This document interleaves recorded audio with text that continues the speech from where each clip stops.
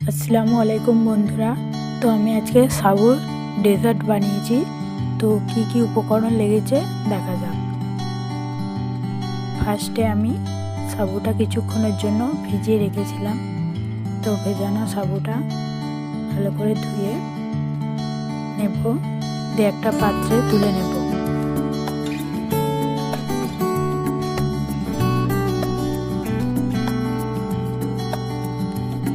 তুলা হয়ে গেছে, তো ওর মধ্যে পানি দিয়ে দেবো। পানি দিয়ে ওভেনে সসপ্যানটা বসিয়ে পানি সমেত সাবুটা সসপ্যানে ঢেলে দেবো। ঢেলে দিয়ে ভালো করে ফুটিয়ে নিয়ে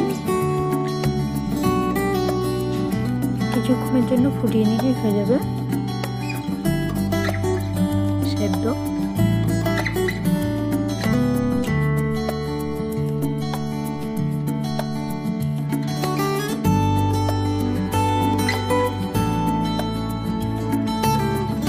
সেদ্ধ হয়ে গেছে, তো আমি একটা ছিদ্রযুক্ত পেতে ঢেলে দেবো সাবুটা। ঢেলে ভালো করে পানিটা ঝরিয়ে নেব। সাবুতে দেওয়ার জন্য কিছু ফল আমি এখানে কুচিয়ে নেব। বেল, বেদানা, কলা নিয়েছি, আপনারা চাইলে আরও কিছু ফল দিতে পারেন। আর চেরিও নিয়েছি। এখানে একটা পাত্রে 1 কাপ মতো দুধ ঢেলে তার মধ্যে সেদ্ধ করা সাবুটা ঢেলে দেব।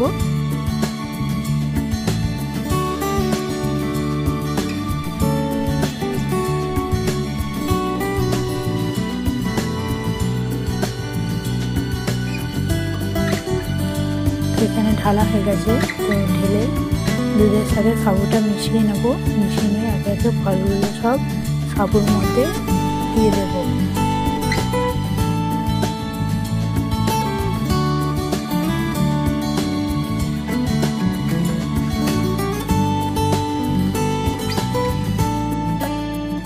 ফলগুলো দেওয়া হয়ে গেছে, তো ভালো করে মিশিয়ে নেব। তো আমি এখানে মিষ্টির জন্য গুড় ব্যবহার করেছি, আপনারা চাইলে চিনিও দিতে পারেন।